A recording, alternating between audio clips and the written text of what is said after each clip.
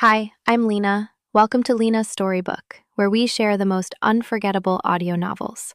Let's get started. The day my son received his officer's commission should have been the proudest moment of my life. Instead, it was the day I discovered the ultimate betrayal. I had spent 20 years loving the son of my husband's mistress, while my own flesh and blood was left to die in a desolate, freezing valley. I died choking on my own blood and hatred, only to open my eyes and find myself back on the delivery bed, given a second chance to rewrite history. On the day my son was commissioned as a military officer, I was invited to sit on the VIP viewing stand. As the esteemed family member of a war hero, the sun was shining brightly against the crisp, decorated uniforms, and the brass band played a triumphant march. I was glowing with a mother's pride. However, the base commander approached me with a thick personnel file in his hands, pulling me aside with a grave, heavily shadowed expression. "Anna, there is a serious discrepancy in Arthur's security clearance file," he said, his voice dropping to a somber whisper. "Under his personal information, the woman registered as his biological mother is not you." I froze entirely, my heart skipping a painful beat. "That is absolutely impossible," I argued, my voice trembling with confusion.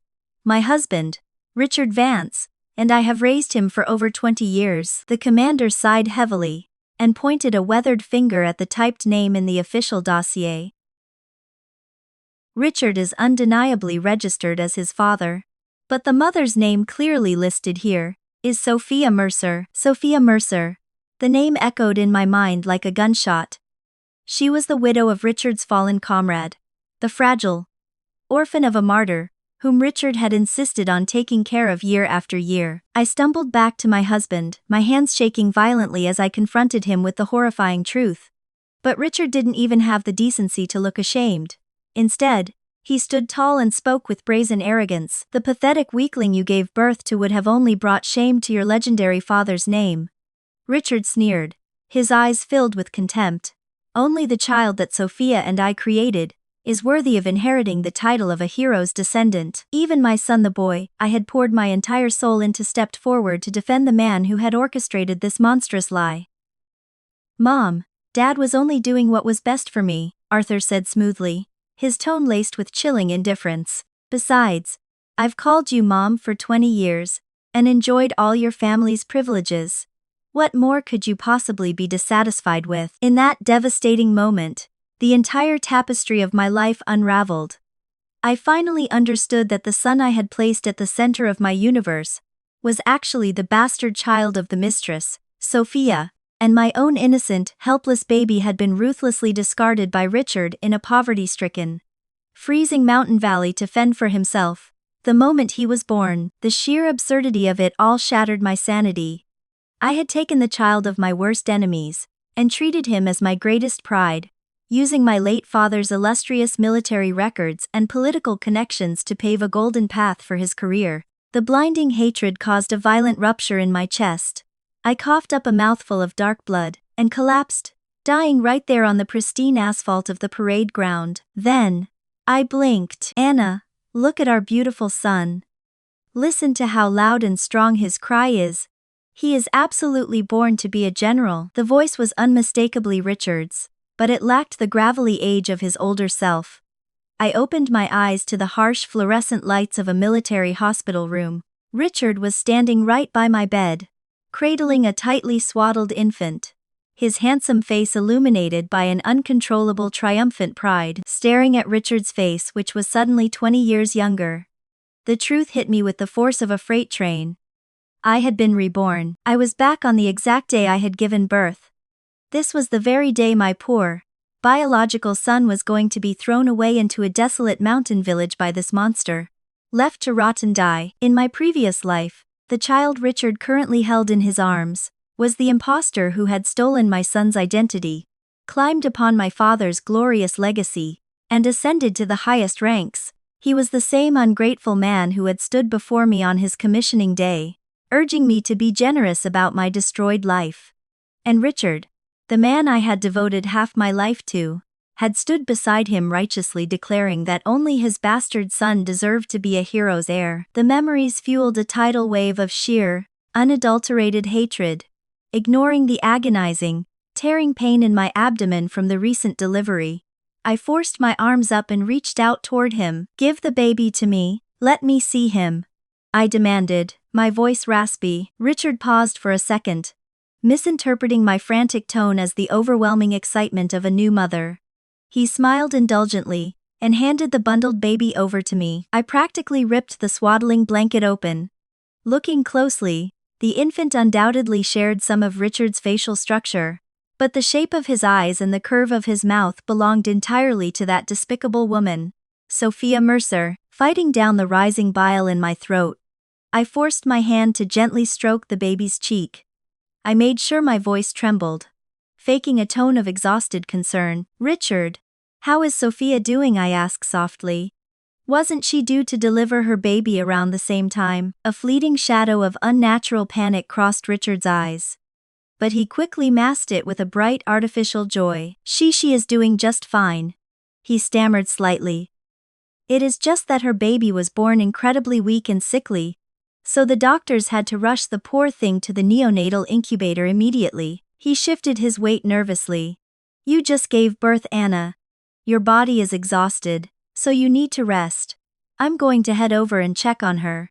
After all, she is the widow of a fallen hero, and she has absolutely no one else to look after her." Using that pathetic, overused excuse, he turned on his heel and practically sprinted out of the hospital room. I watched his retreating back with eyes as cold as a frozen tundra. The widow of a fallen comrade. In my past life I had swallowed that nauseating lie hook, line and sinker. I had treated Sophia like my own sister and her son as my greatest achievement. And what was my reward? That twisted family of three basked in the military glory and privileges meant for me, while my true son suffered and died in some forgotten corner of the world. I couldn't waste another second. I slammed my hand onto the nurse call button. When the young nurse hurried in, I feigned a look of absolute panic. "Please, it is an emergency. The newborn in Sophia Mercer's room next door is showing severe signs of acute jaundice. He needs an emergency medical consultation immediately." Within minutes, the hallway erupted into chaotic shouting. Medical staff flooded the neighboring room, successfully drawing both Sophia and Richard out of their secluded corner. Gritting my teeth against the blinding pain of my stitches, I dragged myself out of bed and slipped into Sophia's now empty room. There, pushed carelessly into a cold, dark corner of the room, lay my biological son. He wasn't in an incubator. He was wrapped in nothing but a threadbare, paper-thin hospital sheet. His tiny, delicate face had already turned a horrifying shade of purple from the freezing air, and his breathing was so shallow, it was barely detectable. It felt as though a serrated knife was violently twisting inside my heart. Even though it was the first time my eyes had ever rested upon him, an overwhelming primal instinct screamed that this was my true child, my own flesh and blood. Working with desperate speed, I swapped the two infants without a moment's hesitation. Once my real son was safely in my arms, I unbuttoned his tiny inner shirt. Reaching into my pocket, I pulled out a heavy silver star medal and quickly sewed it into the hem of his garment. This was the cherished relic my father had left behind, the undeniable symbol of the Gallagher family's honor and sacrifice. In my previous life, I never knew that this precious medal had been carelessly tossed away into the mountains, alongside my discarded baby. Meanwhile, that fake imposter had used my father's blood-earned honors to rise to the top, leeching off my resources and devotion. In this life, I swore to the heavens above, I would not only completely destroy their reputations, but I would make them pay for their sins in blood. The moment I managed to stumble back into my own hospital room with my true son safely pressed against my chest, the door banged open. Richard and Sophia rushed in, panting heavily. "Anna, are you all right?" Richard demanded, his face a mask of exaggerated anxiety. Sophia didn't even bother looking at me. She lunged straight toward the side of my bed, her greedy eyes practically glued to the swaddled infant resting in my arms. "Oh my goodness! Look at my precious nephew. He is absolutely handsome," she cooed loudly, her voice dripping with artificial sweetness. "Look at those chubby pale cheeks. You can just tell he is going to be incredibly brilliant." She rubbed her hands together and eagerly reached out, fully intending to snatch the baby from my grasp. "Don't you worry, your Auntie Sophia is going to take wonderful care of you in the future." I sharply twisted my torso away, easily dodging her grasping hands. "Sophia," I said, my voice dropping to a freezing absolute zero. "This is my son. I will be the one taking care of him perfectly fine on my own." Sophia's hands froze awkwardly in midair. A flash of genuine ugly rage twisted her features for a split second. But she quickly forced her mouth into a stiff, plastic smile. Of course, Anna. You're the highly educated daughter of a war hero. You'll obviously be able to raise him to be more successful than anyone else could," she replied, her tone laced with a sickening sense of entitlement, acting as if she had already won some grand secret victory. Richard nervously cleared his throat, sensing the icy tension in the room, and stepped in to mediate. "Anna, now that our boy is born, we really need to settle on a strong name.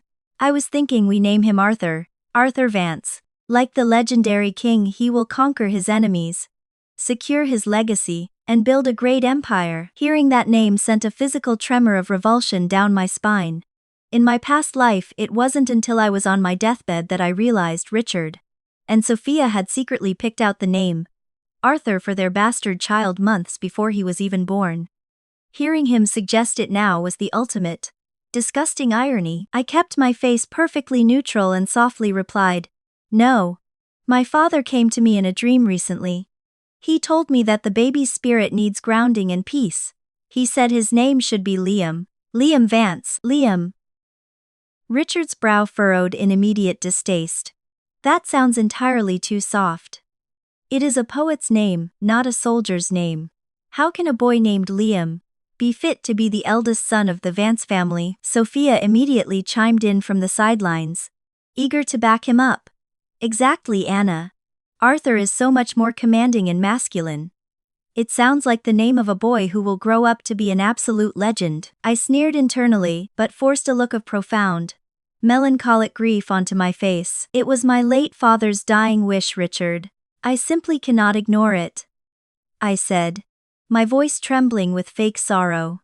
"But if you truly despise the name so much, and you don't want him, perhaps you'd like to take him and raise him on your own." I made a sudden, abrupt motion, as if I were about to shove the baby directly into his chest. Richard completely choked on his words, physically taking a step back. He desperately needed me, the untouchable hero's daughter, to act as the legitimate, prestigious mother to pave the way for his precious son. Naturally, he didn't dare utter another word of complaint. Seeing Richard back down so quickly, Sophia's face darkened with frustration. She crossed her arms and spoke with a sharp passive-aggressive edge. "Fine. Since it is a name chosen by the mother herself, you had better make sure you teach him well. We are all holding our breath, waiting for him to bring immense glory to the family, and make us look good." I didn't even dignify her with a response. I merely lowered my gaze, staring lovingly at my own true flesh, and blood resting peacefully in my arms. Seeing that she was being ignored, Sophia dramatically rolled her eyes and feigned a deep theatrical sigh, casually changing the subject. "Sigh. Speaking of which, that child of mine is just horribly unlucky. He was born so frail and sickly. The doctor just came by to check on him and said, well, he said the poor thing probably won't survive the night." "What miserable luck." Richard didn't miss a beat. His tone was immediately filled with icy disgust and utter apathy as he chimed in, "If that sickly burden dies, then he dies. Let it be," Richard declared coldly. "From now on, absolutely all of our hopes and dreams are resting solely on Liam's shoulders.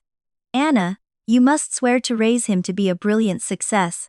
You cannot bring shame to your father's memory." A bone-deep chill violently swept through my entire body. They were standing right in front of me, casually discussing the impending death of a newborn infant, Richard's actual biological child.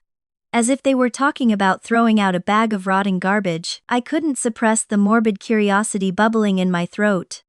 I tested the waters, asking softly, Are you really just going to give up on him like that?" A flash of ruthless cruelty illuminated Richard's eyes. "Of course. What use is there in keeping a worthless cripple who is destined to be a failure? Anna, engrave this into your mind: our family only has room for one hero. Our family only has room for one hero. I slowly lowered my head, letting my heavy bangs conceal the bitter mockery and burning hatred flashing violently in my eyes. In the past, I had naively believed that Sophia's extreme favoritism toward my son was simply her way of expressing gratitude for the financial and emotional support Richard provided her as a widow. Now, the horrifying reality was bare. They had meticulously planned this insidious child swap from the very beginning, suppressing the intense urge to vomit. I feigned overwhelming fatigue, and finally managed to make an excuse to kick them both out of my hospital room. I needed absolute confirmation of their depravity. Mustering every ounce of strength I had left, I dragged my aching, postpartum body out of bed and crept down the hallway toward the hospital's rear utility wing. There, shoved callously behind some mop buckets in a damp, unlit storage closet, was a broken cardboard box. Inside lay Sophia's abandoned child. I reached out a trembling hand. The tiny infant with a face that bore a striking resemblance to Richard was completely cold. He had already stopped breathing. I stared at the tiny corpse, my heart heavy with a profound, terrifying sorrow. Even a vicious tiger refuses to eat its own cubs. Yet Richard Vance was capable of personally orchestrating the agonizing death of his own flesh and blood, without a second thought. Shivering, I began the slow walk back to the maternity ward. I decided to take a shortcut through the hospital's small, secluded courtyard garden. As I rounded a large oak tree, I stumbled upon a sickening sight: Richard and Sophia, locked in a passionate, desperate embrace, kissing hungrily in the shadows. Richard, did you make sure that little piece of trash was completely taken care of? It won't cause any problems for us down the line, will it? Sophia gasped, leaning her entire body weight against Richard's chest, her breathing heavy. Richard gazed down at her with a sickening look of absolute adoration, and pressed a hard kiss against her lips. Relax, sweetheart.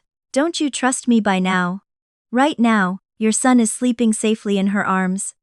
With her dead father's legendary military reputation shielding him, there is absolutely no way our boy won't shoot straight to the top of the ranks. You are so brilliant, Sophia giggled flirtatiously, playfully punching his chest.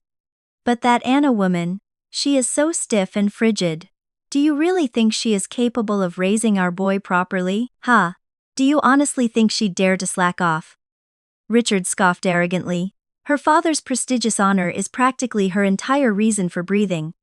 Besides, once I secure my promotion to base commander, I'll move you and our son into the commanding officer's quarters with me. By then, who the hell is going to care about Anna Gallagher? The blood in my veins turned to absolute ice. They had already mapped out their entire timeline. They had planned exactly how to use me, how to drain my resources, and precisely when they were going to discard me. Moving with deadly silence, I took a few steps back into the shadows. My foot brushed against a heavy, jagged landscaping brick. I picked it up, feeling its rough weight in my hands. Drawing upon every last ounce of rage and physical strength I possessed, I hurled the brick directly at their intertwined bodies. Ah! A piercing shriek of pain shattered the quiet serenity of the hospital garden. While they were panicked and distracted, checking themselves for bleeding, I sprinted back to my hospital room as fast as my torn body would allow. I immediately flagged down a night nurse and begged to use the ward's telephone. With shaking fingers, I dialed the private number of my late father's oldest, most trusted subordinate. I told him I was officially accepting the military's offer to pursue advanced fellowship studies. Because I was the daughter of a highly decorated fallen hero, the Department of Defense had previously granted me a special waiver to bypass the entrance exams and attend a prestigious national war college. But because Richard had constantly complained about the strain of a long-distance marriage, I had foolishly abandoned the opportunity. Even when high-ranking officials tried to persuade me later, I used my pregnancy as an excuse to decline. Now, things were different.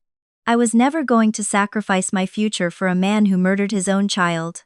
Even if it meant my son would grow up without a father, I was leaving this cursed place. A few days later, upon being discharged and returning to our military-issued housing, I walked straight into Richard's private study.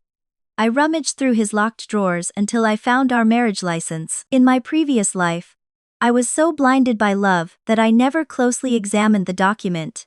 Now, looking at the red ink, I realized the embossed seal belonged to a completely random local civilian county clerk's office, a jurisdiction that had zero legal authority over active-duty military personnel marriages. For Richard and me, this document was legally worthless, but on the marriage certificate that he and Sophia had secretly procured, the stamp belonged strictly to the Armed Forces Legal Affairs Department.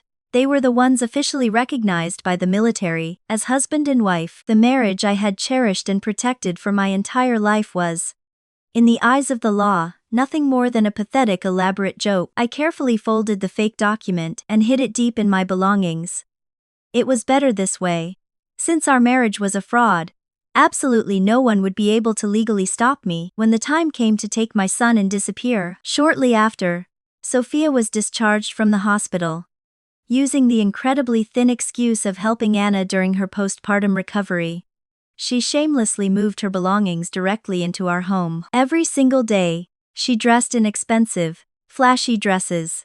She refused to lift a single finger to help with chores, demanding to be served food in bed, and expecting her laundry to be magically done for her. The most sickening part was Richard's undivided devotion to her. He was meticulously attentive, personally blowing on hot soup and hand-feeding delicate pastries directly into her mouth. Occasionally, when he caught me staring at them with a completely dead, icy expression, he would quickly scramble to cover his tracks. "Anna, please understand Sophia. She just lost her baby," Richard would stammer, trying to look sympathetic. "Her body is ruined, and she is suffering from severe depression. I am her deceased husband's brother in arms. I'm the only family she has left to lean on." I remained completely expressionless, refusing to utter a single word in response. He somehow managed to completely ignore the fact that I was also recovering from childbirth. Every day, I exhausted myself caring for the baby entirely alone. Yet Richard never offered a single word of comfort, nor did he show a shred of empathy. At night, whenever the baby would cry, Richard would violently throw the covers off, muttering, "Christ, it is too damn loud, I'm sleeping in the guest room." And without fail, he would march straight down the hall and slip into Sophia's bedroom. The following morning, Sophia would always emerge with a deeply satisfied, glowing flush on her face. She would cover her mouth, giggling maliciously as she looked at me. "Oh my Anna, just look at those dark circles under your eyes. Taking care of a baby sure is exhausting work, isn't it? Looks like you didn't get a wink of sleep last night." She looked so incredibly smug, utterly convinced that I was slaving away raising her biological son. She didn't bother hiding the triumphant, mocking gleam in her eyes. But what she failed to realize was that as I looked down to nurse the infant in my arms, a sharp, incredibly cold smile was spreading across my own lips. As the days passed and the date of my departure drew closer, my personal belongings slowly and systematically began to vanish from the house.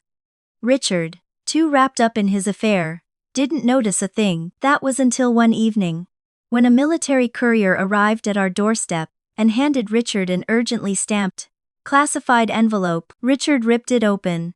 The moment his eyes scanned the paper, his face drained of all color, turning a furious sickly shade of gray. "Anna," he hissed, his voice trembling with suppressed rage, "what the hell is this?" Inside the heavy, gold-embossed envelope was an official letter of acceptance from the National War College.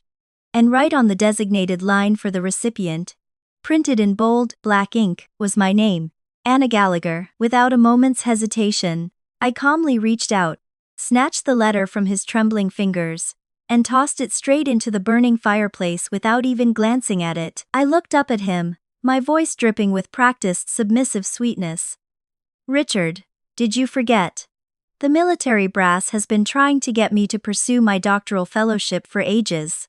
But I just couldn't bear the thought of leaving you behind, and I certainly couldn't imagine taking our precious baby away from his home so soon." I pointed gently to the curling ashes in the fire. "See, it was just a useless piece of paper anyway. I've already called them and rejected their offer. I knew Richard's massive fragile ego better than I knew myself. Just as I predicted, the furious tension vanished from his shoulders, and a deeply arrogant, satisfied smirk returned to his face. He reached out and patted my shoulder condescendingly, looking down at me with heavy approval. That's my good wife. A woman's highest calling is to support her husband and raise her children. Your brilliant intellect is best utilized, making sure our son succeeds. He then pivoted the conversation smoothly. By the way, Liam is about to hit his 1-month milestone. I'm planning to throw a massive welcome reception. He is the future of the Vance family legacy, and he deserves to be introduced to the world in absolute luxury. I nodded obediently, though my heart was laughing maniacally. Perfect, I thought. I was just worrying about lacking a proper audience. The more high-ranking officials you invite, the harder you are going to fall. When the day of the 1-month celebration arrived, Richard certainly did not disappoint. The event was incredibly extravagant. He had rented out the largest, most luxurious banquet hall at the military base's exclusive officers' club.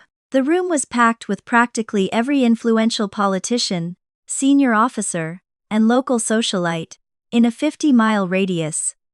The atmosphere was deafeningly festive. Richard was dressed in his sharpest, fully decorated dress uniform. He stood near the entrance, shaking hands, laughing loudly, and soaking up the admiration of his peers. And standing completely glued to his side was Sophia. She was poured into a stunning, incredibly expensive cocktail dress, greeting the arriving guests with the practiced, elegant poise of the actual lady of the house. Any stranger walking into that room would have instantly assumed the two of them were the married couple. After several rounds of expensive champagne, Richard tapped his glass and confidently strode up to the microphone at the front of the room. He let his gaze sweep across the crowd before locking eyes with me, projecting a look of profound, agonizing affection. Anna, my beautiful wife. I cannot thank you enough for blessing the Vance family with such a perfect son, Richard proclaimed, his voice echoing through the speakers. But duty calls. I have just received orders that I will soon be deploying to the southwestern border to defend our great nation. The tremendous burden of raising our boy will now fall entirely upon your capable shoulders. Not missing a single cue, Sophia immediately raised her champagne flute and stepped into the spotlight. Anna dear, as the widow of a fallen soldier, it is my absolute duty to support the military in any way I can. You just focus on raising the baby at home. I promise you. I will follow Richard to the base and ensure he is perfectly taken care of while he is serving our country. The banquet hall immediately erupted into a thunderous round of applause.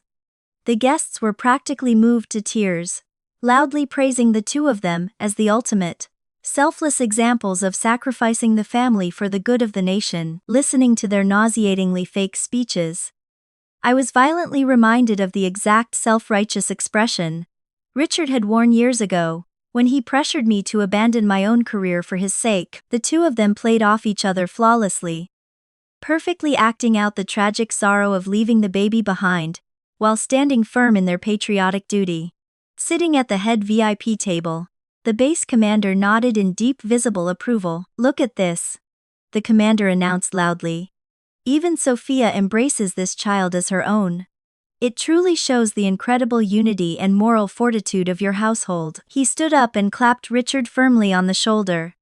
Giving a critical command to an officer of your moral caliber puts my mind at ease. The military trusts you implicitly, Richard. Richard's face flushed bright red with overwhelming excitement, and his hand was visibly trembling as he snapped a sharp textbook salute. Right at that moment, an older aunt from Richard's extended family walked over. She gently took the baby from my arms, rocking him softly, as she examined his face under the bright chandeliers. She chuckled warmly, and looked at me. You know, Anna, this little guy's eyes and nose are the exact spitting image of you.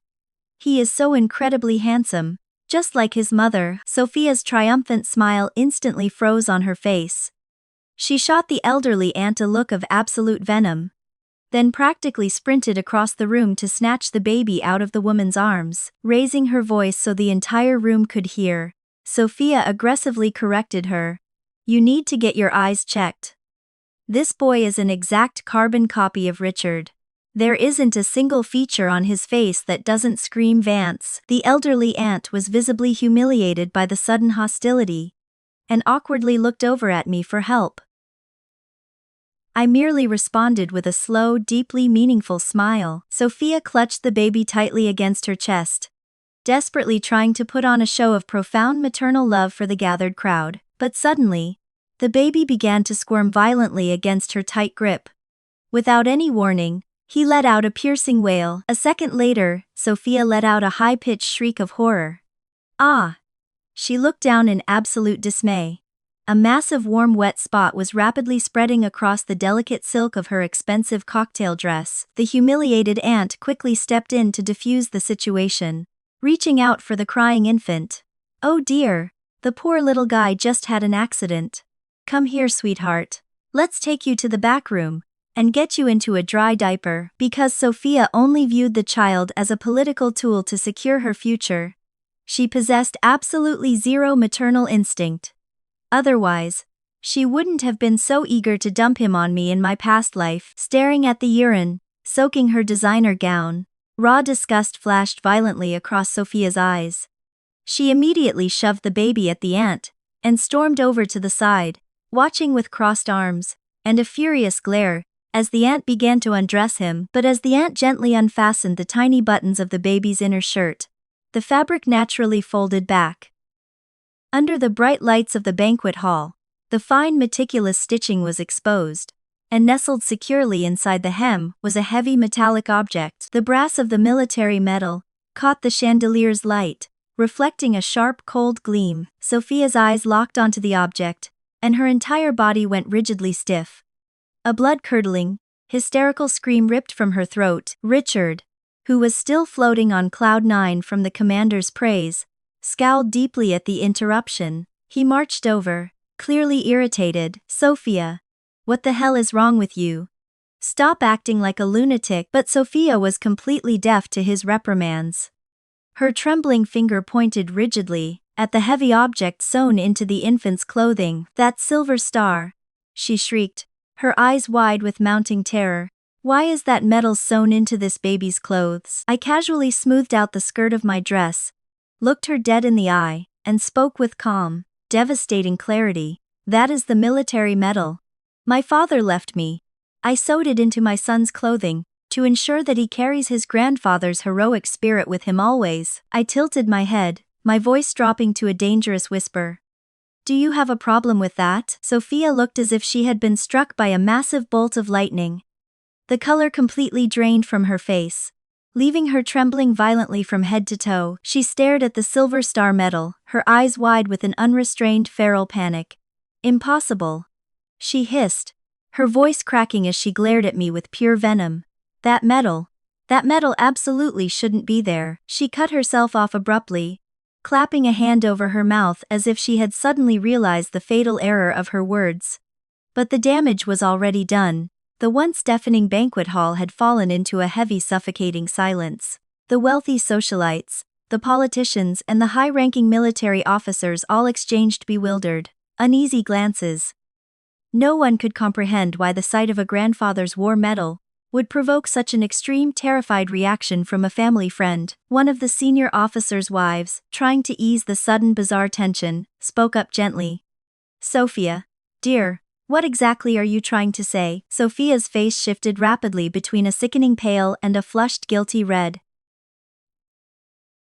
She stammered, her mouth opening and closing like a suffocating fish, unable to formulate a single coherent sentence. Sensing the rapidly deteriorating situation, Richard finally snapped out of his arrogant daze. He forcefully pushed past the confused guests and lunged forward, roughly snatching the infant out of his elderly aunt's arms. His eyes darted frantically. First, he stared down at the gleaming military medal sewn into the fabric. Then, he scrutinized the baby's delicate facial features with a terrifying clinical intensity. The newborn, utterly terrified by Richard's aggressive, manhandling grip, began to scream and cry hysterically. My blood boiled. I immediately surged forward and violently ripped my son back into the safety of my own arms. Richard Vance, what the hell do you think you are doing? I roared, my voice echoing off the vaulted ceilings. My furious shout seemed to shatter whatever fragile grip Sophia still had on her sanity. She suddenly lunged at me like a rabid animal, her perfectly manicured nails clawing at the air. Anna Gallagher. Give me back my child, she shrieked, her voice tearing through the banquet hall like glass. The entire room erupted into an immediate, shocked uproar. The elderly aunt stepped back horrified. Sophia, what on earth are you talking about? Didn't your baby tragically pass away right after birth? No. Sophia screamed frantically, waving her arms in absolute hysterics. My baby didn't die. The one who died was her son. She swapped my Arthur. Give him back to me. She pointed a shaking, accusing finger directly at my face, screaming at the top of her lungs so that every single guest in the room could hear her. You stole my baby. That child in your arms is mine. He is mine. Richard's face was now as black as a thundercloud. He realized they were standing on the precipice of total destruction. He lunged at Sophia, desperately trying to clamp his large hand over her mouth to silence her, but Sophia had completely lost her mind to panic and possessive rage. She violently wrestled her way out of Richard's grip and screamed out her ultimate proof to the horrified audience. That baby has a birthmark, right on his left shoulder. It is a dark blue mark. That is the definitive proof that he is my son. Hearing this, the elderly aunt who had been changing the diaper let out a loud, confused gasp. Wait a minute, she said, her voice carrying clearly through the silent room. I was just looking at the baby's bare shoulders a second ago. His skin is completely clear. There isn't a single birthmark anywhere on him. Sophia froze. The manic energy drained out of her body in an instant, replaced by a cold, paralyzing dread. She violently shoved the aunt aside and rushed toward me, her eyes practically bulging out of her skull, as she stared at my baby's flawless, unmarked left shoulder. Her face turned the color of dead ash. I watched her world crumble with immense, icy satisfaction. A slow, mocking smile curved onto my lips. Are you feeling delusional, Sophia? I asked, my voice dripping with patronizing pity. This is my son, Liam Vance. I let out a heavy theatrical sigh, and with my free hand, I reached into my elegant clutch purse and pulled out a stack of freshly developed photographs. I think Sophia is suffering from severe postpartum psychosis due to the tragic loss of her newborn, I announced to the crowd, my voice laced with fake sympathy. Thank God I had the presence of mind to take a few final photographs of her poor sickly baby before he was taken to the morgue. I even paid for his burial expenses out of my own pocket. I held the photographs up high. In the crisp, clear images, the frail, deceased infant was visible. And right there, distinctly stamped on his left shoulder, was a dark blue, unmistakable birthmark. No. Sophia stared at the photographs, letting out a blood-curdling scream of pure agony. This is impossible. The one who died was supposed to be your son. The moment those damning words left Sophia's mouth, the collective realization hit the banquet hall, like a physical shockwave. Wait. What did she just say? One of the military wives gasped, her hand flying to her pearls. What does she mean? The one who died was supposed to be Anna's son. A politician whispered loudly, his eyes wide with horror. Good God, an older officer muttered. Is she implying there was a conspiracy to murder the child? The elegant ballroom had descended into absolute chaotic pandemonium. The whispers escalated into a roar of disgust and disbelief. Richard's face was completely devoid of color. He looked like a corpse, seeing that his carefully constructed life was unraveling before his very eyes. He grabbed Sophia, pinning her arms down and slapping his hand violently over her mouth. He leaned in, his teeth bared like a cornered wolf, and hissed directly into her ear. Are you out of your goddamn mind? Shut your mouth right now. But Sophia was too far gone. Believing that Richard was about to throw her under the bus and abandon her to save his own career, she fought back with feral intensity. She clawed at his face, beating her fists against his decorated chest. It was you, Richard Vance. You absolute liar. Sophia shrieked wildly, spitting the words into his face. You lied to me. Did you plan this with that bitch all along? I told you to shut up, Richard roared, sweating profusely, as he used all his brute strength to restrain her. But he couldn't stop the avalanche of truth pouring from her lips. Why should I shut up? Sophia screamed, turning her head to face the horrified crowd of dignitaries. You all need to hear this, he told me himself. He looked me in the eye, and said that as long as we disposed of Anna's baby and swapped him with ours, everything would be foolproof. You murdered my son, Richard. You give me back my son's life. For 3 agonizing seconds. The room was so silent you could hear a pin drop.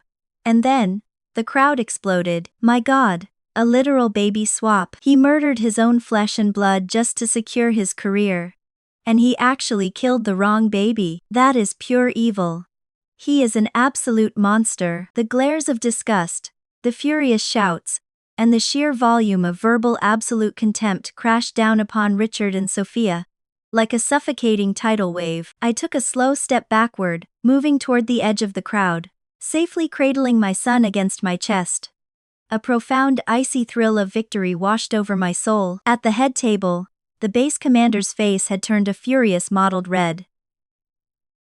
He slammed his heavy fist down onto the table, the expensive crystal glasses shattering from the impact. Richard Vance. The commander's voice boomed over the crowd, vibrating with military authority. What the hell is going on here? Explain yourself this instant. Richard looked like a man who had just been dragged to the executioner's block. His crisp dress shirt was thoroughly soaked in a cold, terrified sweat, and his complexion was ghastly. He looked around the room with wild, desperate eyes before finally locking his gaze onto me. A twisted, desperate plan formed in his mind. Commander, sir. I am innocent, Richard shouted, his voice cracking. This entire thing was orchestrated by Anna. I had absolutely nothing to do with it. She came to us crying, claiming that her baby had died of a congenital illness right after birth. Richard lied smoothly, his voice taking on a tone of victimized outrage. Sophia, out of the pure goodness of her heart, made the ultimate sacrifice, and agreed to secretly give her biological child to Anna to raise, just so Anna wouldn't suffer a mental breakdown. But we never could have imagined that Anna's heart was so twisted and malicious. She secretly swapped the babies back to frame us. We are the victims here. We were completely manipulated by this woman's psychotic acting. In just a few short sentences, he had attempted a masterful psychological flip, trying to paint himself and his mistress as the tragic, benevolent victims of a deranged woman. A few murmurs rippled through the crowd. Could there really be a hidden agenda? Someone whispered, confused by the conflicting stories. Seeing the slight hesitation in the crowd, Richard aggressively straightened his spine, attempting to project the honorable aura of a decorated officer. It is the absolute truth. I am a sworn officer of the United States military.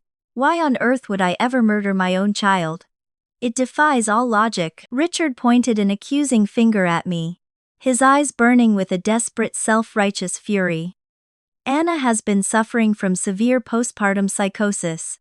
She is mentally unstable. Commander, you cannot possibly believe the ravings of a madwoman. He then marched a few steps toward me, his voice echoing loudly. And that silver star medal, you secretly sewed it into the baby's clothing yourself. You used it as a marker so you could switch the babies back later. Yes, you did this, not me. I let out a sharp, genuine laugh. It was a cold, piercing sound that cut through his desperate lies.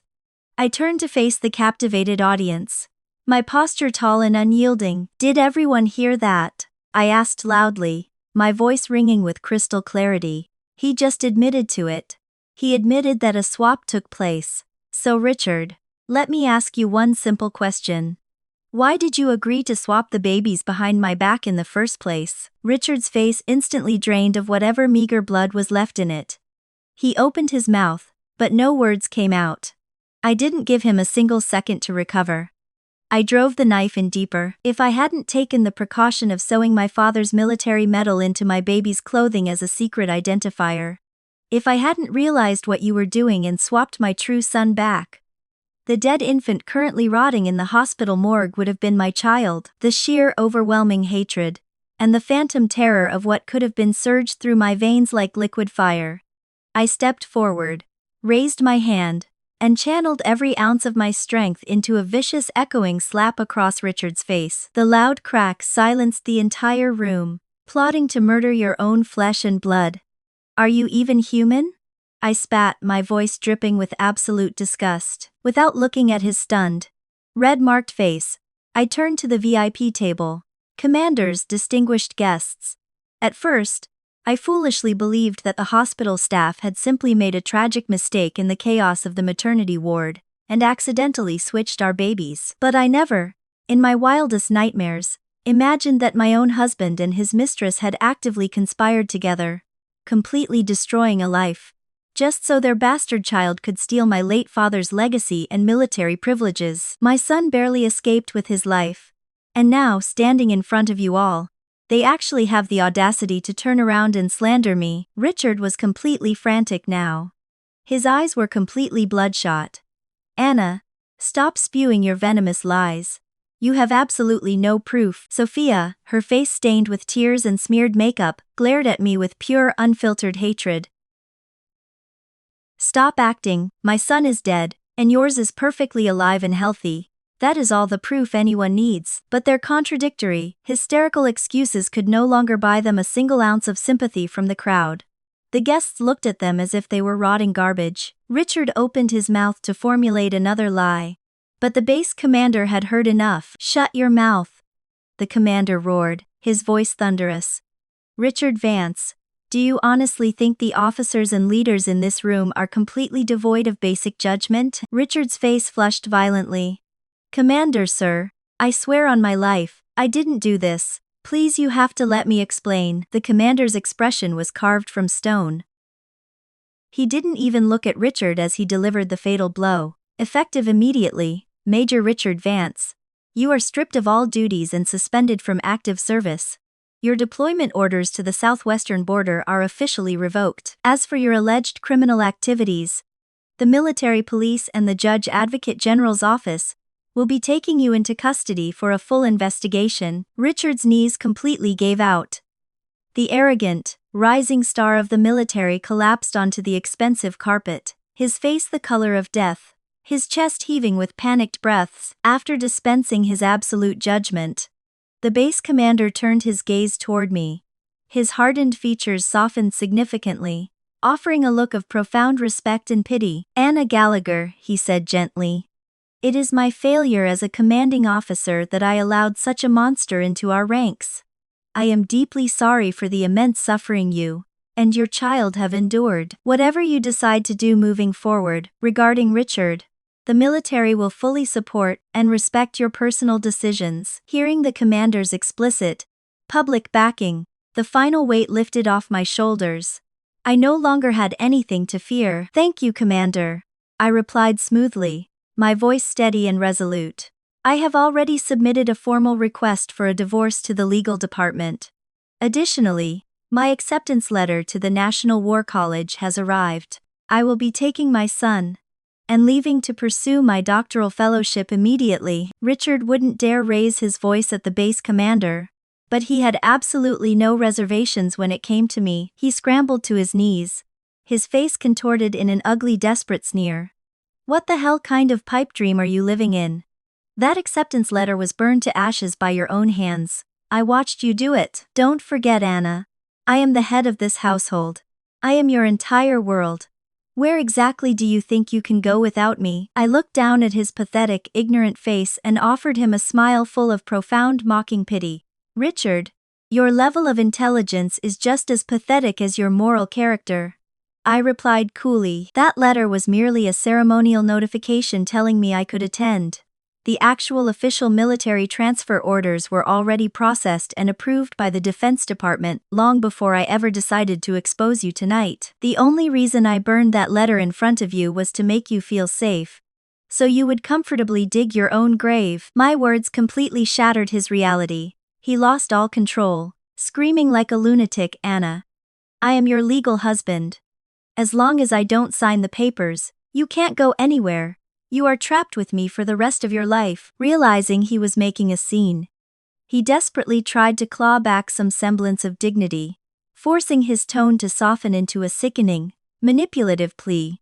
Anna, Are you really going to destroy our beautiful family over a silly little misunderstanding? My smile widened into something sharp and deadly. He would never ever comprehend how long I had suffered, how deeply I had plotted, and exactly how much I had prepared, just to personally burn this fake family to the ground. I didn't bother arguing with his delusions.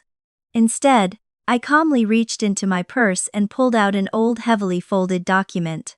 Our marriage certificate. Richard's facial muscles violently twitched, but he forced a confident, arrogant smirk. Go ahead. Even if you rip it up or burn it to ashes right now, it doesn't change the legal reality that we are a married couple under the law. You're half right, I said, my voice eerily calm as I stared him down. Burning this piece of paper certainly wouldn't change our relationship status, because Richard, a legal marriage between us never existed in the first place. Richard balked, his eyes widening in shock. You're lying. Our paperwork was filed properly. Our marriage is protected by the law. I let out a soft, amused chuckle, cutting off his desperate flailing. Save the acting for your court-martial. Richard, I brought this document here tonight for one specific reason.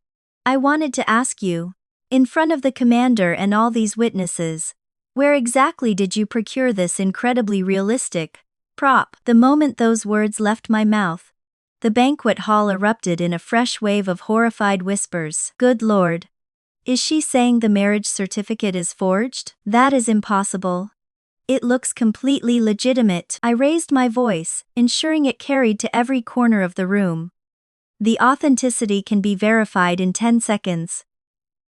I'm sure the military legal affairs officers present tonight would be more than happy to inspect the official embossed seal on this document. A curious JAG officer immediately stepped forward from the crowd, extending his hand. But Richard reacted like a rabid dog protecting a bone. He lunged forward, roaring, "Don't touch that!" His terrified reaction was all the confirmation anyone needed. The truth was glaringly obvious. The base commander's face was now so cold, it could have frozen the entire room. He stepped forward, snatched the marriage certificate from my hand, and examined the embossed seal. It only took him a brief moment. He let out a heavy, disgusted sigh, and shook his head grimly. Despite expecting it, the official confirmation sent a massive shockwave of outrage through the crowd. This is absolutely terrifying. He used a forged document to trick her into a fake marriage. He scammed the daughter of a national hero. He forced her to act as a free nanny and political shield for years. The man has absolutely no conscience. Richard's complexion morphed from a sickly white to a suffocating dark purple. I struck the final blow while he was down. Richard, your fatal flaw was your infinite greed. You desperately wanted the biological child growing in Sophia's womb. But you couldn't bear to let go of the military privileges, political connections, and prestige that came with being married to a martyr's daughter. So, you chose to stage a fake marriage with me, using a forged civilian document that the military DEERS system would never legally recognize. And behind my back, you filed a legitimate, legally binding military marriage certificate with Sophia. His eyes completely lost focus, his pupils dilating in sheer, unadulterated terror. His voice shook so violently he could barely form the words, "How? How did you know?" A kind elderly officer stepped forward, looking absolutely heartbroken. "Anna, is this really true? This goes far beyond a simple moral failing." I pulled my lips into a tight, desolate smile, letting a single tear fall for dramatic effect. Is it too cruel?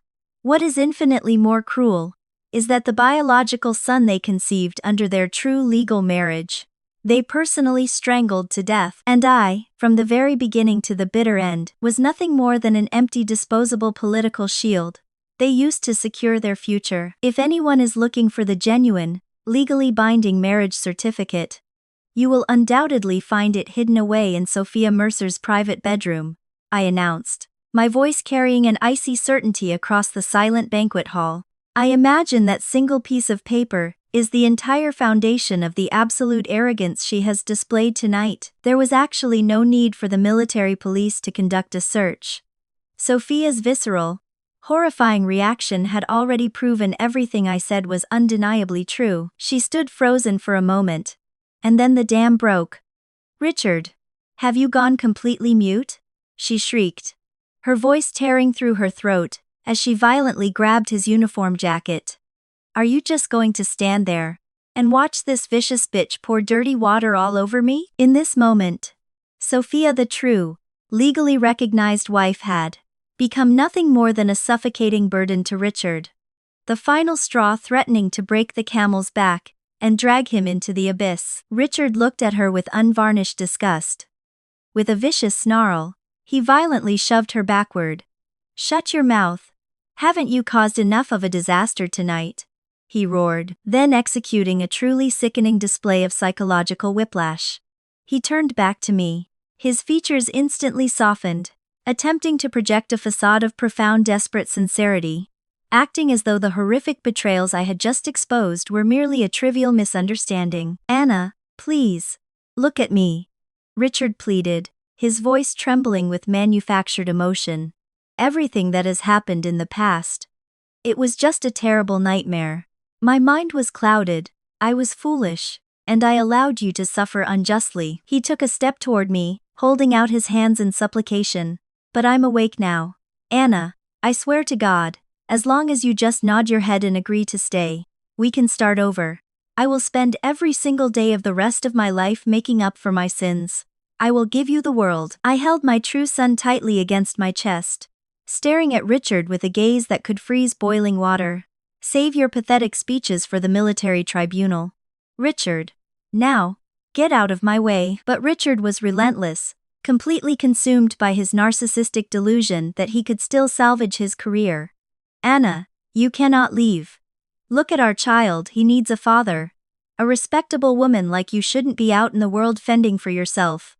I can't bear to see you struggle. Stay here. Just be my wife. You won't have to lift a finger," he babbled frantically, desperate to keep his political shield. "Your father's military honors will remain yours, and you will continue to enjoy all the elite privileges of being an officer's wife. Anna, I am tearing my heart out for you to see." This tearful melodramatic performance was the absolute breaking point for Sophia, who had been pushed to the floor. "Richard Vance, do you have absolutely no shame left in your soul?" she screamed, struggling to her feet. "I am your legal wife, and you are standing in front of half the military brass, begging your pathetic mistress to stay." Sophia then turned her venomous, bloodshot eyes toward me. "Some women are just unbelievably gifted at playing the innocent, pure victim. God only knows what kind of disgusting, seductive tricks you used behind closed doors to keep my husband wrapped around your little finger." Before I could even open my mouth to respond, Richard spun around. In a desperate bid to prove his loyalty to me, he raised his hand and delivered a brutal, resounding slap across Sophia's face. "Shut your filthy mouth," Richard bellowed, his face contorted with rage. "The only woman I, Richard Vance, ever truly wanted to marry was Anna Gallagher. If you hadn't taken advantage of me while I was grieving my fallen brother in arms. If you hadn't used your fake tears and that bastard growing in your stomach to trap me, I never would have committed such a colossal mistake. It was you." He pointed a shaking finger at her. "You ruined everything I could have had.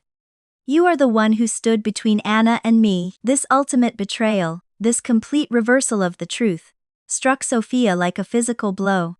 She swayed unsteadily on her feet, staring at him in sheer disbelief before letting out a harrowing, blood-curdling shriek. "You absolute animal!" Sophia screamed, launching herself at him like a wildcat. "Your best friend's body wasn't even cold before you crawled into my bed. It was you who held me, telling me you loved me. You were the one who begged me to give you a biological son to carry on your precious family legacy. You promised me," she wailed, her hands violently scratching and clawing at his face as he tried to fend her off. "You swore that once we got stationed here, and you officially got rid of Anna, we could finally be together in the light. How dare you try to pin all of this on me?" Their disgusting, intimate secret spilled out into the open, completely shattering whatever remaining dignity they had. The grand, luxurious one-month celebration had officially devolved into a grotesque, humiliating circus. Even while wrestling with Sophia, Richard refused to give up. He looked at me over her shoulder, shouting desperately. Anna, you see. It is over between her and me. I'll divorce her right now. We can go to the courthouse tomorrow and get a real marriage certificate. From this day forward, you, Anna Gallagher, will be my one and only legal wife. I slapped away the hand he tried to extend toward me, my expression devoid of anything but absolute contempt. Richard, who you choose to marry is entirely your business, I said, my voice cutting through his delusions with absolute finality. But you need to get one thing through your thick skull. That person will never ever be me, without you pulling us down. My son and I are finally going to live like human beings. He continued to babble incoherently, his logic completely fractured. But the baby is fine, isn't he? You're only angry because the certificate was fake, right? I'm giving you a real one now. We have a child together. Anna, you can't just walk away. Listening to his deranged, self-serving logic sent a wave of visceral, physical nausea rolling through my stomach. Thankfully, the base commander, who had been watching this pathetic display with cold detachment, had finally run out of patience. The heavy synchronized footsteps of the military police echoed through the banquet hall. Take them both away, the commander ordered, his voice echoing with absolute authority. Separate holding cells. Begin the interrogations immediately. The crowd watched in breathless, stunned silence as the military police roughly grabbed the once promising rising star, Richard Vance, twisting his arms behind his back and locking cold, heavy steel handcuffs around his wrists. The metallic click seemed to echo endlessly against the vaulted ceilings. Richard struggled frantically against the MP's iron grip. Let me go. I am being framed. I swear to God. There is a massive misunderstanding here. The base commander waved his hand dismissively, his face an impenetrable mask of disgust. Major Vance, the military justice system does not falsely condemn good men, nor do we let criminals slip through the cracks. We operate on evidence, and the evidence against you is overwhelming. Simultaneously, two female military police officers marched over to the corner, where Sophia had collapsed into a sobbing, trembling heap. Sophia Mercer, you are coming with us. One of the female officers stated coldly, reaching for her arms. Sophia immediately began to thrash and shriek. You have no right to arrest me. I am the widow of a fallen war hero. You can't treat me like a common criminal. Seeing the officers successfully restrain Sophia, the last remnants of Richard's arrogant, tough guy facade completely crumbled. Watching his mistress being hauled away meant that his final pathetic safety net had been incinerated. With both culprits securely detained, the base commander turned to address the horrified crowd of dignitaries. His voice boomed with grim authority. Based on the preliminary evidence presented tonight, Richard Vance is under arrest for defrauding the military, forging official government documents, stealing military honors, committing bigamy, and worst of all, conspiracy to commit the murder of an infant. A 4-star general, who had previously toasted to Richard's bright future, just an hour earlier, now stepped forward. He pointed a trembling, furious finger directly at Richard's face. Richard Vance, the general roared, visibly heartbroken. I stake the future of the entire elite Vanguard division on you. And you. You repay the military's absolute trust with this sickening cowardly betrayal. You have dragged the honorable uniform of the United States Armed Forces through the mud. Sophia's mental state was completely fractured. As the female officers dragged her toward the exit, she sobbed hysterically. He forced me to do it. He lied to me. It is not my fault, please. But Richard didn't even spare her a single glance. As the MPs forcefully marched him past where I stood, Richard suddenly stopped fighting. He looked at me, and in that split second, the horrifying truth finally clicked in his brain. Drawing on whatever breath he had left, he screamed at me, Anna, you can't do this to me. Everything I did because I loved you. Tell them, Anna, tell them you forgive me. Say it. I simply stood there, cradling my sleeping baby, my eyes locking onto his with terrifying, absolute apathy. It wasn't until the MPs dragged him backward to the heavy oak doors of the banquet hall that complete clarity washed over him. His eyes widened in absolute terror as he realized the depth of my vengeance. It was you. Richard gasped, his voice cracking with despair. You orchestrated all of this. You leaked the truth. Anna, you are a monster. You have a heart of ice. Meeting his venomous, defeated glare, I parted my lips and spoke softly, yet loud enough for him to hear his final judgment. Richard Vance, you deserve every single ounce of this. With the perpetrators dragged off to the brig, the grotesque spectacle finally came to an end.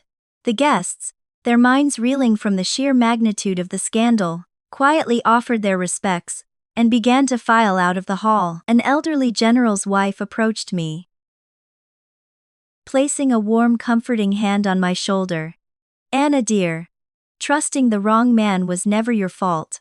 Wipe the slate clean. Take your beautiful boy and live a good life. You have a long, bright future ahead of you. I looked down at the warm, perfect little body resting peacefully in my arms. A genuine, radiant smile. The first true smile I had worn since my rebirth graced my face. Thank you, ma'am. I know I will. The following morning, as the sun broke over the horizon, I stood on the platform of the military railway station. Carrying nothing but a simple duffel bag and my infant son, I waited for the train that would take me to the National War College. Just before boarding, the base commander's personal aide rushed down the platform to hand me the finalized administrative decision. He informed me that Richard had been dishonorably discharged, stripped of all ranks, medals, and benefits, and officially transferred to the jurisdiction of the federal military courts to await trial. The young aide hesitated for a moment, looking at me with nervous empathy. Miss Gallagher, do you truly not wish to visit him in the holding cell?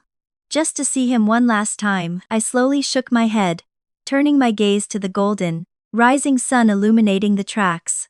Whatever existed between us ended a long time ago.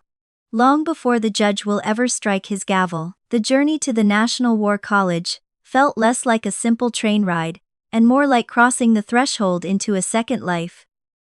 The rhythmic clacking of the wheels on the steel tracks was the soundtrack of my liberation. Upon arriving at the historic, prestigious university campus in the nation's capital, I was immediately ushered into specialized housing for military scholars. The environment was a stark contrast to the suffocating, toxic atmosphere of Richard's household. Here, there was only the quiet hum of intellect, dedication, and honor. After getting settled into my new apartment, my first priority was Liam.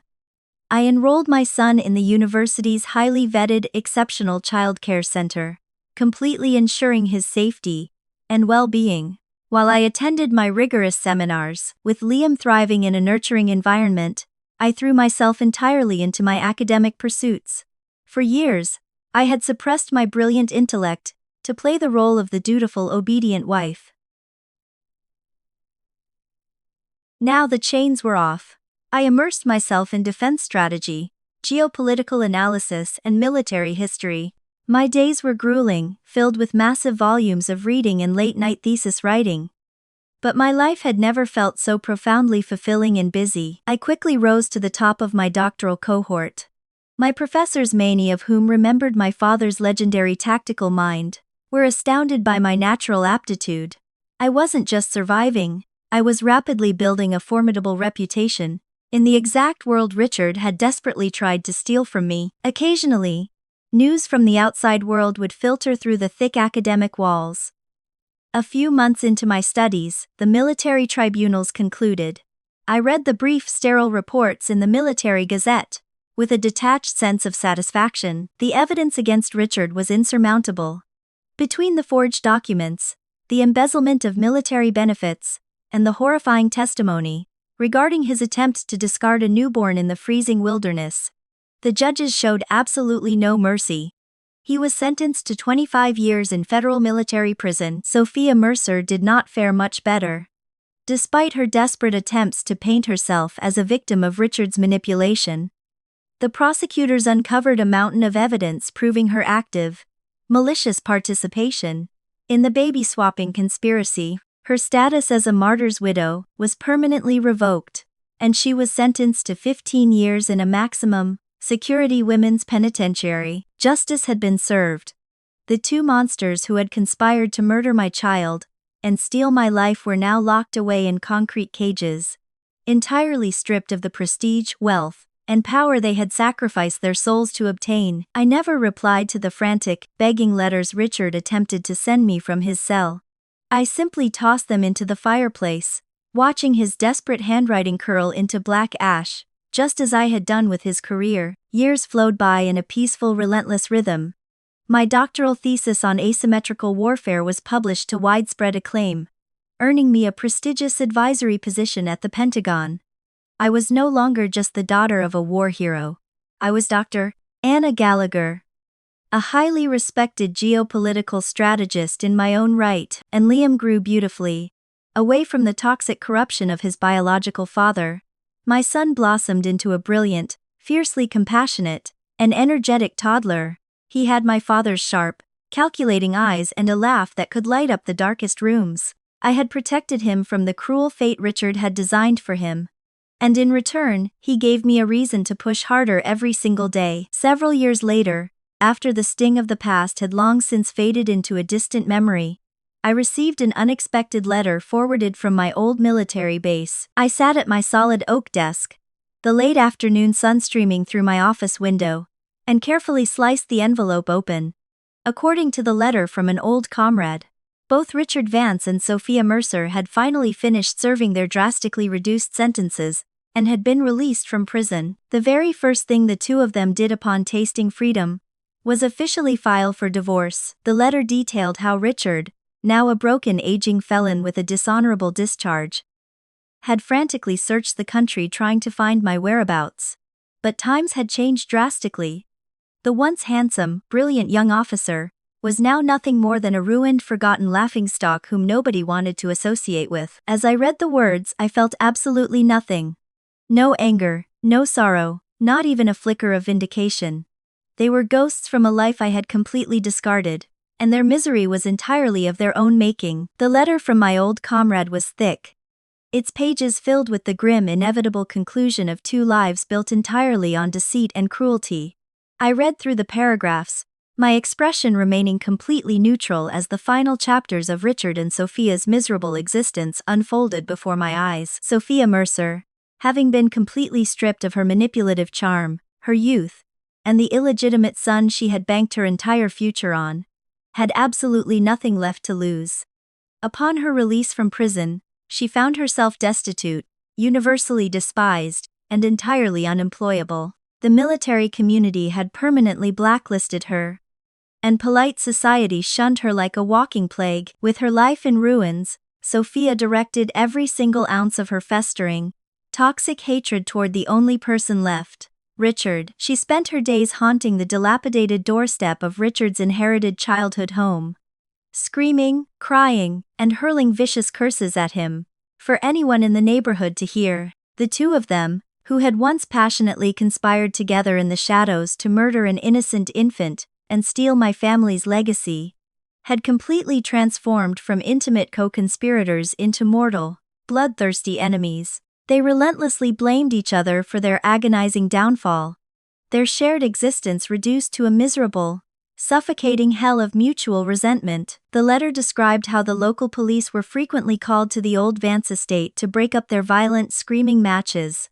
The townspeople treated them as a horrifying cautionary tale, actively crossing the street to avoid the ruined, disgraced major and his deranged ex-mistress. Then came the climax of their wretched saga. On a freezing, bitter winter night, the local fire department was dispatched to a massive inferno at the Vance property.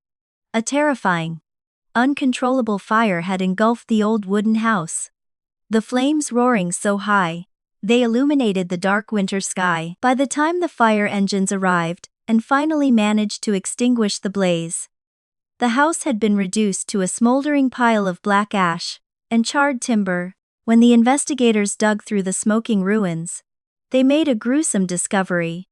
Two badly burned corpses lay twisted together in the debris. According to the horrified testimonies of the neighbors, Sophia had shown up at the house again, that evening to violently harass Richard. A terrifyingly intense argument had erupted inside the home, characterized by the sounds of shattering glass and furious screaming. And then, the screaming abruptly stopped. replaced only by the roaring crackle of the flames. And there was never a sound from them again. The local authorities ruled it a murder-suicide. The general consensus among the townspeople was that the woman whose life had been utterly destroyed had ultimately decided to drag the man who ruined her down to hell with her. Embracing a fiery, mutual annihilation, reading the clinical description of their gruesome end, I felt a strange hollow quiet settle over my office. There was no triumphant cheering in my heart, nor was there a single drop of pity. It was simply the natural, unavoidable consequence of the evil they had sown into the world. They had spent their lives playing with fire, desperate to burn down my life. And in the end, they were consumed by their own flames. I turned to the final page of the comrade's letter, expecting the grim update to end there. However, there was an unexpected legal addendum attached to the back of the stationery. Before the catastrophic fire that claimed his life, Richard had managed to completely liquidate his remaining ancestral property. Knowing that his life was a hollow, desolate wasteland, he had drafted a final legally binding will, and in that will, he had explicitly designated that the entirety of the remaining funds from the sale of his estate be left to me. My old military comrade wrote with a tone of deep hesitation and cautious respect. He asked me if I wanted to claim this large sum of money. Furthermore, he asked if I had any intention of returning to the town to oversee their burial arrangements, gently pointing out that the two of them had died in absolute disgrace, completely alone, without a single family member or friend willing to claim their remains and handle their final affairs. I sat at my mahogany desk for a long time, staring at the official bank documents and the copy of Richard's will. The silence in my office was profound, broken only by the soft ticking of the antique clock on the wall. Richard's final gesture was not an act of love. I knew his cowardly, narcissistic psychology far too well. Leaving the money to me was merely his pathetic, desperate attempt to buy absolution in the afterlife. He wanted to force me to accept his compensation, so his guilty conscience could rest easy. He wanted to artificially tie his legacy to my success one last time. I refused to give him that satisfaction. My soul was entirely my own, and it could not be bought with the blood money of a disgraced traitor. I pulled out a fresh, crisp envelope and carefully placed Richard's will and the bank transfer documents inside, completely untouched. I did not want a single cent of his wealth, tainting the beautiful, honest life I had built for my son. Reaching into my own wallet, I pulled out a few $100 bills and slipped them into the envelope. Alongside the legal papers, I took out a heavy fountain pen and drafted a short, absolute reply to my comrade. Please take the entirety of Richard Vance's money and donate it anonymously to the Military Martyr and Fallen Heroes Foundation.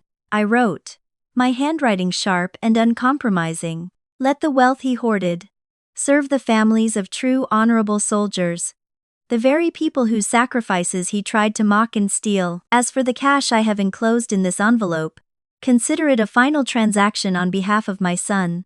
Use these few $100s to purchase the two absolute cheapest, most basic ash urns available for their remains. Dust to dust, ashes to ashes. By providing the bare minimum to sweep their remains off the earth, I severed the final, invisible thread tying us together. It was a sterile, emotionless transaction that permanently closed the book on their existence. My life, my future, and my mind would never again be occupied or haunted by those dark, twisted shadows of the past. I sealed the envelope, pressed a firm stamp onto the corner, and dropped it into my outbox. It was finally over. With the envelope gone, a profound, weightless sense of absolute freedom washed over my entire being. I stood up from my desk and walked over to the massive floor-to-ceiling window of my Pentagon advisory office. Outside, the late afternoon sun was beginning its slow descent, painting the expansive sky in a breathtaking, warm hue of brilliant gold and deep crimson. The city below hummed with vibrant, undeniable life. I took a deep, grounding breath, savoring the crisp, clean air of a reality I had fought tooth and nail to secure. Suddenly, the heavy oak door to my office swung open with a joyful, energetic bang. My son, Liam, who was now a healthy, bright, and endlessly energetic young boy, came bounding into the room. His little footsteps tapped rapidly across the hardwood floor, his face flushed with excitement and pure, unadulterated joy. Mom, look. He called out in his sweet melodic childish voice, waving a large piece of drawing paper high in the air. I immediately knelt down, opening my arms to catch him as he barreled into my embrace. The sheer warmth of his small body against mine was the ultimate reward for every single agonizing trial I had endured. I kissed the top of his head, breathing in the scent of his shampoo. "What do you have there, my little scholar?" I asked, my voice incredibly soft and overflowing with maternal love. He proudly held up the crinkled piece of paper for me to inspect. Drawn with bright, thick, colorful crayons, right in the center of the page, was a massive, brilliant, and intensely vibrant sun. Its yellow rays extended to the very edges of the paper, completely chasing away any dark, empty spaces. "I drew it for you, Mom." Liam beamed, his eyes sparkling with absolute innocence and overwhelming potential. I looked at the drawing and then looked deep into my son's eyes. The ghost of the freezing, dying infant in that dark hospital closet had been entirely erased, replaced by this beautiful radiant boy who possessed a soul full of light. I smiled. A massive genuine smile that reached the very corners of my eyes. I grabbed him by the waist, lifting him high into the air as he erupted into a fit of delightful giggles. With a swift, practiced motion, I hoisted him up and settled him securely onto my shoulders. I stood tall, holding his small hands in mine to keep him steady. Together, we walked up to the glass pane of the window, looking out over the horizon. "Look, Liam," I whispered, pointing toward the magnificent sunset illuminating the world before us. That was the sun. It was our sun. A brand new, brilliant, and completely untainted dawn that belonged entirely to us. That's all for today. I'm Lina. Don't forget to like and subscribe for more amazing stories every week. Thanks for watching.